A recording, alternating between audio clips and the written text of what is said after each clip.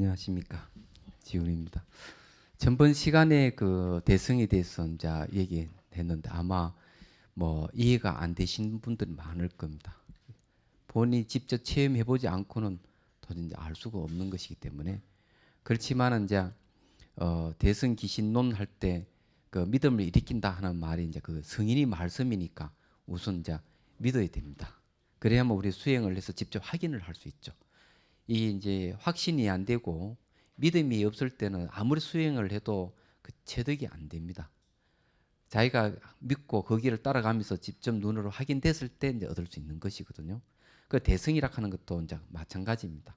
일단 내면 관찰해서 자기 안에 갖춰져 있는 대성을 보기 전에는 일단 성인의 말씀을 이제 배우는 겁니다. 그래서 우리 이 자리에서 대성 귀신론을 같이 공부하는 이유도 그겁니다. 이 공부를 이제 마칠 때쯤이나 안 그러면 이 공부하는 과정에서 여러분들이 이제 진심을 내서 자기 내면을 볼 수도 있겠습니까? 대성을 이제 찾아간다 하는 게 수행이기 때문에 그렇거든요. 근데 여기서 이제 원효 스님도 그 얘기를 똑같이 했습니다.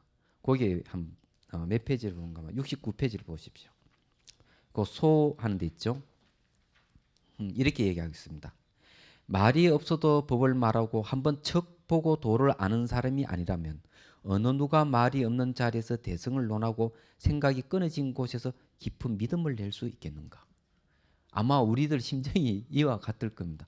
척 보고 아는 사람이 아니라면. 그러니까 이거는 알 수가 없다는 거예요. 대성이라 하는 건요. 그래서 이제 이렇게 성인의 말씀을 빌려 가지고 대성을 이제 학습을 하고 이제 자기 직접 이제 수행을 함으로써 이걸 이제 체험을 할 수 있는 것이죠. 그러므로 마명보살은 무명이라는 헛된 바람이 마음의 바다를 흔들기에 윤회에 떠들게 된 중생들을 한없이 자비로운 그 마음으로 불쌍히 여기고 봉각이라는 참 성품이 긴 꿈에 묻혀 깨어나기 어려운 중생의 현실을 가엾게 생각하였다. 그러니까 결국 뭔가 하면 이렇게 대승이라 하면 참으로 알기 어렵기 때문에 이 마명보살이 이제 무명의 껍질을 깨트려 주기 위해서 이 논을 썼다는 얘기입니다.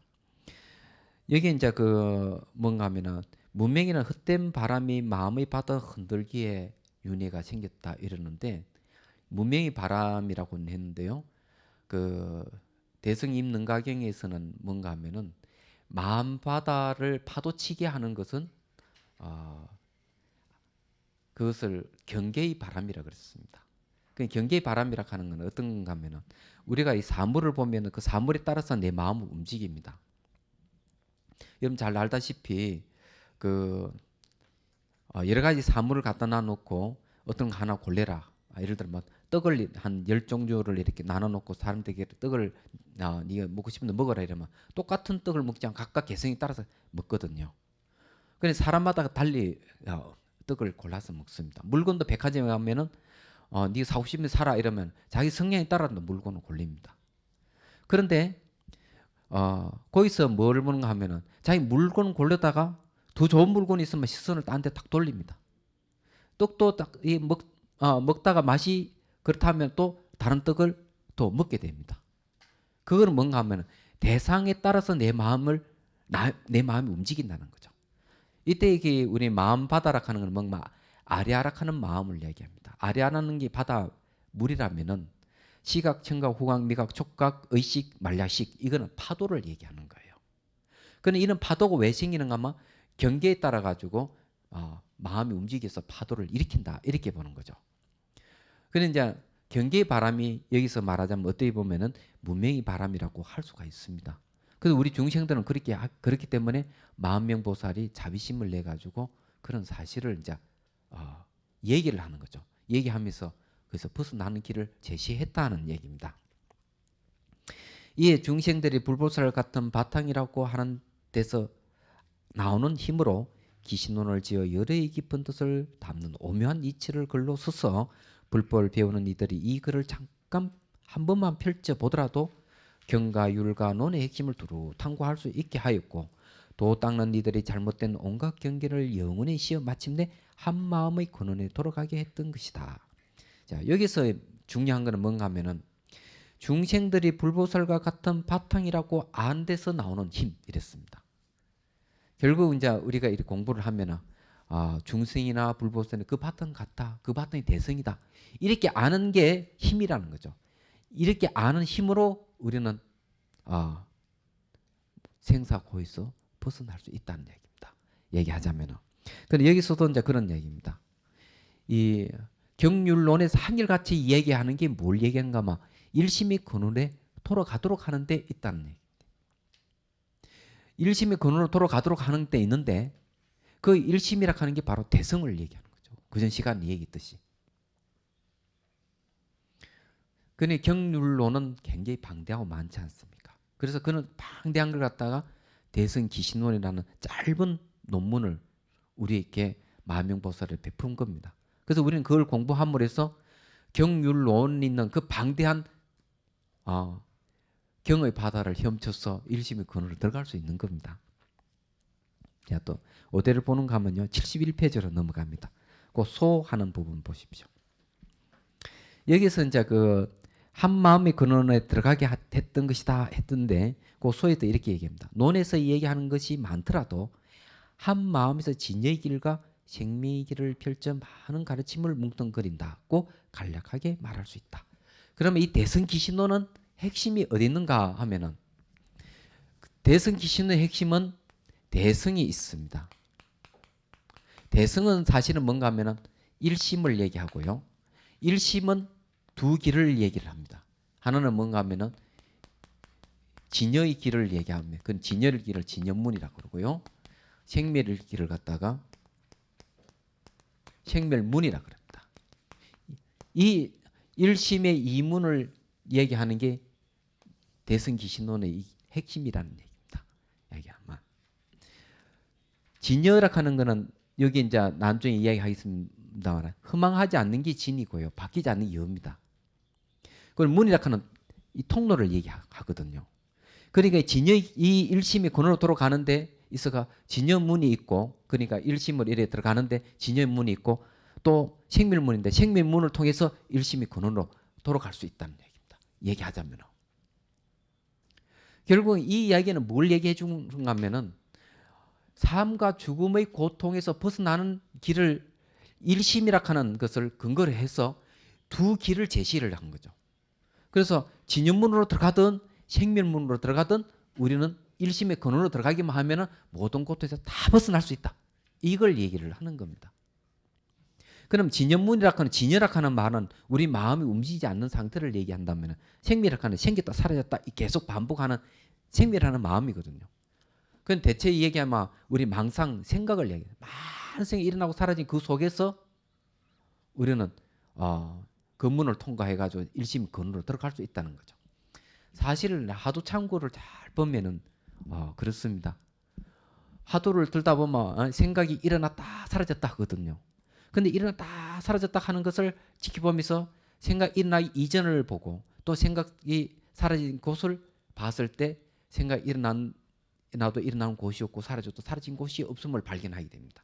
그래서 생각을 따라 들어가면 생각이 일어나기 이전의 상태로 들어가 버립니다. 그게 일심이 근원이에요. 그런 방법이 화두 참고법입니다. 그래서 여기 이제 얘기하고 싶은 거는 뭔가 하면요. 대성기신론의 특성을 우리가 얘기하라 하면 이렇게 얘기할 수가 있어요. 몸에 대한 얘기는 안 한다는 얘기입니다. 오로지 마음 근원에 대한 얘기만 한다는 점. 이게 어떻게 보면 쉬울 수도 있고 어려울 수도 있습니다. 초기 불교에서는 뭘 이야기하는가 하면 우리 몸을 관찰하는 데 있어 관찰 대상이 4개가 있어요. 신수신법이라 하면 여러분 잘 들어봤죠. 신이라 하는 것은 몸을 얘기하고 수는 감각을 얘기하고요. 심은 의식을 얘기하고 법은 의식의 현상을 얘기합니다. 이게 뭔가 하면은 관찰 대상이에요.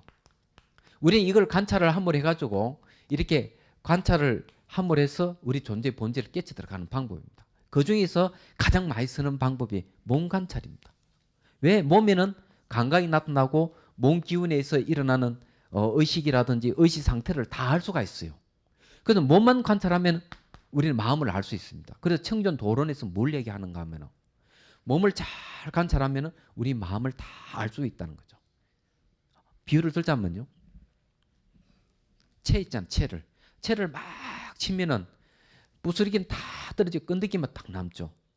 몸이라 하는 것을 이것도 역시 수행에 계속 관찰 들어가면은 결국 몸을 통해서 우리 마음을 알 수가 있는 겁니다.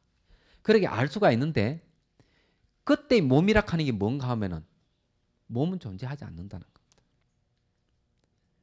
그래서 능가경에서도 몸이라 하는 실제하지 않는 것이다. 이렇게 얘기합니다. 그럼 우리는 의심이 나죠. 아니 분명히 내 몸이 있는데 왜 없다고 얘기하느냐. 그죠? 실제로 이제 남방불교에서는 이빠사나 수행도 보면은 몸 관찰 계속 들어가면 몸이 점점 절치면은 밀고 당기고 하다가 몸의 변화가 막 생기다가 형태가 점점 없어지다 형태가 싹 다 사라져 없어져 버립니다. 시각상으로 보면은 심한으로 아무리 찾아도 없어요. 일어나 걸어 보면은 거의 무게감을 느끼지 못할 정도 됩니다. 다 사라져 버려요. 그러니까 관찰해 보면은 없는 거예요. 근데 유마경에서 똑같은 얘기를 합니다. 유마거사가 문수보살에게 뭘 얘기하는가? 문수보살이 유마거사가 아프다 해가 문병가로 가가지고 유마거사가 문수보살에게 그 몸에 대한 법문을 합니다. 이런 얘기.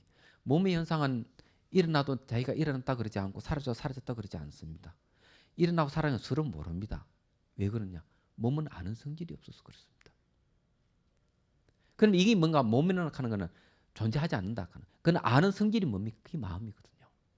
그리고 여러분들이 잘 알다시피 책상 같은 거 이렇게 딱 이렇게 지어보면 딱딱하게 오는 건데 사람은 다 얘기합니다. 책상이 딱딱하다 이렇게 얘기합니다. 그렇지만 딱딱한 건 감각입니다. 감각은 마음입니다. 그 마음이 딱딱한 것이지 책상이 딱딱할 리가 없는 거죠. 몸도 마찬가지예요. 몸을 이렇게 손가락 제끼면 아프거든요. 손가락이 아프다 이러지만은 사실은 아픈 것은 마음입니다. 감각이기 때문에 마음이 아픈 거지 손가락이 아플 리가 없는 거죠. 그럼 우리 의문이 하나 딱 생기죠. 그럼 손가락 자체는 뭐냐 이거죠. 아픔을 일으키게 하는 이게 뭐냐 이거죠. 손가락 자체는 실체 없으면 무상히 변하는 겁니다. 시간선은 무상히 변하고 실체 없어서 공이고 이 아는 성질이 없어서 무합니다. 그런데 우리는 이런 제끼만 아프면 아픔을 통해 가지고 내가 아프다 하면 내락하는 집어넣어버려요. 몸이 아프다 몸이라고 집어넣어서 보는 거예요. 그러니까 우리는 오류를 범하는 거죠. 공부를 해보면 사실 몸은 없는 겁니다. 인체라고 건 존재하지 않는 거예요. 우리가 생각했던 인체는 전부 다 생각으로 만들어내고 감각으로 그냥 옷을 입힌 이 몸이에요. 근데 이런 몸이라고 하는 건 전부 주관적으로 판단하는 몸입니다. 실제 우리 몸이라고 할 수 있는 것은 고정되어 있지 않고 변하는 거고 실제 없고 아무것도 없는 겁니다. 뭔가 텅 비어 있는 거예요. 그렇기 때문에 대성불교에서는 뭘 얘기하고 있느냐? 몸에 대한 얘기를 안 해버리는 겁니다. 수행할 때 마음만 가지고 얘기. 왜? 몸의 현상을 알고 보면은 마음의 현상이 되죠. 감각과 생각이 있어 옷을 입히진 몸이다 이거죠. 그래서 그걸 갖다 몸 관찰을 할 필요 없이 마음으로 바로 들어가면 안 되는 얘기죠. 그래 마음으로 바로 들어가는 방법을 가리키는 게 대성기신론입니다. 대성기신론인데 선불교에서는 그걸 갖다 뭐라는 화두창고. 화두가 뭡니까? 화두가 일심이고 화두가 대성이에요. 그렇기 때문에 간단한 거예요. 그래서 화두 참고하는 사람 몸 관찰을 안 하는 겁니다. 마음으로 바로 들어가는 방법을 쓰는 거죠. 그렇지만 이것이 어려우면 몸 관찰해서 마음을 잡돌해서 들어갈 수밖에 없습니다. 그건 부정할 수 없는 거죠. 그렇지만은 몸이라 하는 실체하지 않다 하는 확실히 체득한 사람에게는 마음을 잡아 바로 들어갈 수 있죠. 그런 사람에게는 대성기신론이 적격입니다. 대성기신론 우리 공부하다 보면은 화두에 대한 올바른 이해를 딱. 왜 그러면 화두 참고에 몸 관찰하고 우리 본연의 마음 자체를 관찰해야 돼. 화두를 관찰하게끔 하느냐, 화두를 들게 하느냐 하는 그 이유를 알게 되는 겁니다. 사실 이 얘기하자면 그런 거죠. 그럼 여기서도 이제 그런 얘기입니다. 자, 또 봅시다. 오직 이 기신론만이 현재의 오염된 모습에서 깨끗한 본성을 보여 성망경의 깊은 뜻을 두루 종합화보고 대반열반경 어떤가는 뜻 법화경에서 하고 싶은 이야기. 건강명경과 대성동성경에서 말하는 삼신으로 나타나는 결과, 하은경과 보살영격경에서 말하는 네 단계의 깊은 도리수. 시작되는 곳 대품 반야경과 대방 등 대직경에 있는 넓고 호탕하며 지극한 도리, 대성, 대방 등 일장경과 대방 등 대지, 월장경의 미시하고 드러나지 않는 깊은 돌이 이리까지 물어 이런 모든 경전들의 곡괭이를 하나로 꿰뚫고 있다. 곡괭이라 하는 게 알죠? 핵심이죠. 그러니까 이 말은 뭔가 하면요. 모든 경전의 핵심을 대성기신론이 다 하나로 꿰뚫었다 이게요. 그럼 대성기신론은 뭘로서 일심이문으로서 다 관통시켰다는 거죠. 그럼 대성기신론 이것만 제대로 공부하면 모든 대소성 경전의 핵심을 다 꿰뚫게 되는 겁니다. 이만큼 좋은 게 어디 있습니까? 그렇잖아요. 대성경전은 방대합니다. 한경만 하더라도 100권이 80권이 되잖아요. 그리고 또 경전은 굉장히 뭐 방대하거든요. 반야부 같은 경우 600번한테 뭐 상상할 수 없는. 그런데 그런 걸 전부 다 하나로 간통하는 게 짧은 대성기신론입니다. 물론 우리가 보고 있는 것은 원효 스님께서 주석을 달아서 좀 부피가 크지만 그렇다는 거죠. 그래서 이것만 알면 된다 이거죠. 다른 거 없죠. 그래 모든 이 경전의 핵심은 뭔가 하면은 대성이라는 얘기고, 대성은 일심이고요. 일심은 저렇게 두 가지 문이 있다는 거. 저 두 가지 문을 통해서 삶과 죽음의 고통에서 벗어나 일반으로 들어갈 수 있다는 것. 이런 얘기입니다. 그 다음에 그러므로 기신론 본문에서 여러께서 말씀하신 깊고 넓은 법에 헤아릴 수 없는 이치를 다 거두기 위하여 이 논을 말해야 한다고 하는 것이다. 결국 뭔가 하면 여러께서 말씀하신 모든 가르침, 모든 진리의 말씀은 대성기신론 다 녹아 들어가 있다는 거죠. 그거 더 이상 말할 필요가 없다. 이렇게 얘기를 하는 겁니다. 그래서 이 논의 뜻이 이유 같기에 그 뜻을 펼치면 헤아릴 수 없이 많은 이치로 다 으뜸이 되고, 그 뜻을 합치면 진리의 길과 생명의 길, 그리고 한 마음의 법이 고갱이가 된다. 결국 일심이문이 핵심이 된다. 이 얘기를 하고 있는 거죠. 그리고 우리는 일심이문만 잘 붙들고 공부를 하면은 이 대성기신론 다 마스터를 할 수가 있습니다. 진리의 길과 생명의 길 안에서 모든 이치를 포용하지만 어지럽지 않고 헤아릴 수 없이 많은 이치가 한 마음과 똑같아 한 덩어리로 차별이 없다. 이 때문에 모든 법을 펼치고 합치는 것이 자유자재하여 법을 세우고 없애는 것이 걸림이 없다. 펼쳐도 번잡하지 않고 합쳐도 그 자리에 답답하지 않으며 법을 세워도 얻을 것이 없고 없애도 잃을 것이 없다. 이것이 마음명보살에 두드러진 역량이며 기신론의 핵심이다. 결국 일시위문에서는 전부 다 그걸 하고 있습니다. 다 없애기도 하고 다 거두기도 하고 전부 다 하는 거죠. 없애는 것은 뭔가 하면 반야경 계통 또는 중간이라든지 이런 공도리를 얘기하는 경쟁한 논설을 얘기한다면요. 다 세우는 거는 뭔가 하면은 이렇게 그 유식이라든지 또 해심일경이라든지 이런 데서 다 모양을 세우는 걸 얘기하죠. 그래서 이 대성기신론은 뭔가 하면 그런 걸 다 이렇게 거두었기 때문에 서러뜨리기도 하고 또 거두 세우기도 하고 자유자재를 할 수 있다는 거죠. 이 말은 바꿔서 얘기하자면은 반야라든지 유식이라든지 뭐 경전이나 논설이 얘기하는 모든 것을 갖다가 대성기신론의 일심이문은 이것으로 전부 다 해통이 다 가능하다는 거죠. 일목요연하게 우리가 다 알 수가 있다는 거죠. 그래 이 공부를 하게 되면은 여러분은 이제 앞으로 어떤 경전을 보고 어떤 논설을 보더라도 갈래를 탁탁 칠 수 있고 그것이 무슨 말인지 바로 이해가 가능하다는 얘기입니다. 헤매지 않게 된다는 얘기죠. 그래서 대성기신론은 옛날부터 대성불교의 개론서라고 얘기하는 겁니다. 핵심이 안 다 들어가 있기 때문에 그런 거죠. 자, 그렇다면 일심이문에 대해서 조금 더 이제 한번 얘기를 해봅시다. 이제 뒤에 가면 또 얘기를 하겠지만요.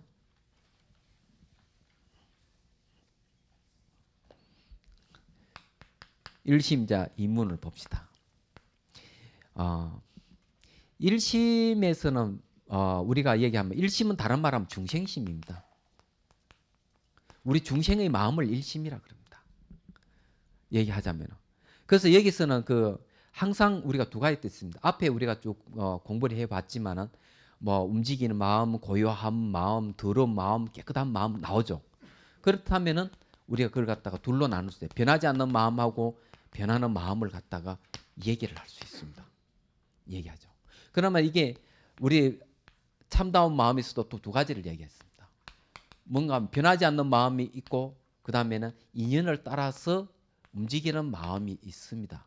그래서 수연이라고 얘기하죠. 인연을 따른다. 수연인데 불변 변하지 않는다. 이게. 그러나 망심에도 뭔가 있는가 하면은 이 망심이 막 움직이는 막 이렇게 허망한 마음이 일어나지만 그 본질은 그 체는 공하다. 이게. 본질은 공하고 그렇지만은 무슨 일이든지 다 이룬다고 보는 거죠. 이렇게 볼 수 있죠. 그런데 이 두 가지 길을 갖다가 진여의 문이라고 얘기하면 진여의 길이라 할 수 있고 요 두 가지를 갖다가 생멸의 길이라고 할 수 있습니다. 그러니까 여기 뭔가 하면은 이 여기는 깨달은 사람, 여기는 저게 미혹에 빠져 있는 사람 이렇게 본다면은 깨달은 사람은 진심을 깨달았기 때문에 항상 고요한 상태에서 불변인 상태에서 중생이 인연에 따라서 중생 교화하는 진여의 문입니다. 이거는 깨치 들어가는 문이 아니에요. 그리고 허망하게 말했죠. 중생심을 갖고 미혹에 빠져 있는 사람은 자기가 본래 본질이 비어 있는 줄 전혀 모르고 계속 일을 만들어가는 거죠. 그래서 이거는 윤회의 길입니다. 윤회의 길로 들어서가서 생사고통을 막 받는 거죠. 그런데 이것을 수행으로 말이죠. 돌려버리면 전혀 다른 문으로 바뀌어버립니다. 얘기하자면 어떻게 바뀌느냐. 이래 됐을 때 이건 좀 지워야 됩니다. 수행문으로 봤을 때는 이렇게 돼버립니다. 여기에 불변하고 채공 같은 진연문이 돼버립니다.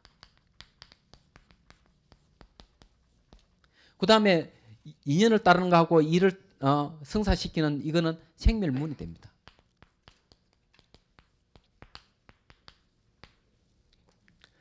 그래서 여기 이제 요거는 뭔가 막 지행이라고 그러고 요거는 이제 관행이라고 그러는데요. 이제 이래 되면은 뭔가 하면 우리가 전혀 다른 거죠. 일심이 근원으로 들어가는 데 있어 가지고 생멸을 문으로 들어 마음이 막 움직이고 이렇게 변화하는 그 속을 착 듣다 보면은 어디든 가면은 우리가 이렇게 변하는 마음이잖아요. 이게요. 똑같이 같은 생멸하는 건데 생멸하는 이 마음 안에는 참다운 마음도 들어가 있고 허망한 마음이 같이 들어가 있는 거죠. 그랬을 때 관행이 관찰이 간다. 이게 변화를 생멸 인연을 쫙 관찰이 들어가면은 이 문을 들어가 가지고는 가면은 성사하는 이 일들이 진여의 연을 딴다 하는 알게 되고 어디로 들어가는가 하면 이 체가 공하다 하는 걸 알게 되고 참 마음이 변하지 않는다 하는 알게 되는 거죠. 그래서 이게 생멸문으로 쭉 들어가 가지고 어떻게 되는가 하면은 결국 요래 들어가 가지고 요래 들어가 버리는 겁니다. 쉽게 말해 가지고 진심으로 들어가는 거죠. 그럼 진연문은 뭔가 하면은요. 그리고 여기 이제 생멸문이라고 하는 거 요 성사하고 수연을 타고 요래 들어간다고 봐야 되겠죠. 진연문은 뭔가 하면은 불변하고 채공이라고 하는 거 여기 같은 거니까 요걸 타고 요래 속 들어가 버리는 거죠. 그러니까 망심 없어지고 진심이 들어. 진심이 뭔가 하면 일심이 근원입니다. 얘기하자면. 그래 이게 이런 이야기가 거기에 해심밀경에도 보면 이렇게 돼 있습니다.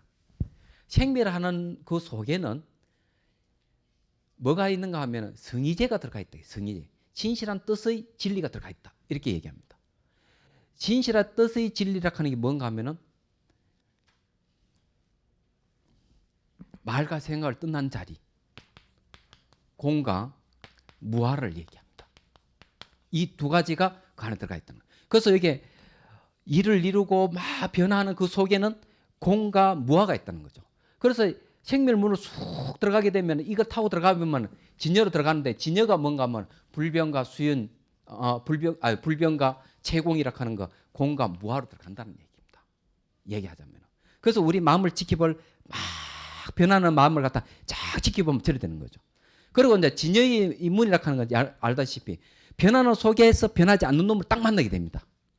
거기 비어 있는 것은 공과 무학을 얘기죠. 공과 무학에 딱 자기 안착해서 계속 들어가면은 이 불변과 채공이라고 하는 이 같은 것이기 때문에 이걸 통과해 가지고 진심을 들어가게 되는 겁니다. 그러면 모든 생사에서 벗어나는 거죠. 그러니까 두 가지 방법이 뭐냐? 그래서 사마타라카는 지행이 있고 이파산나라카는 관행이 있는 겁니다. 이런 건 이제 뒤에 가서 여러분들이 말씀드리겠습니다. 오늘 시간 다 됐고 하니까 다음에 또 말씀드리겠습니다.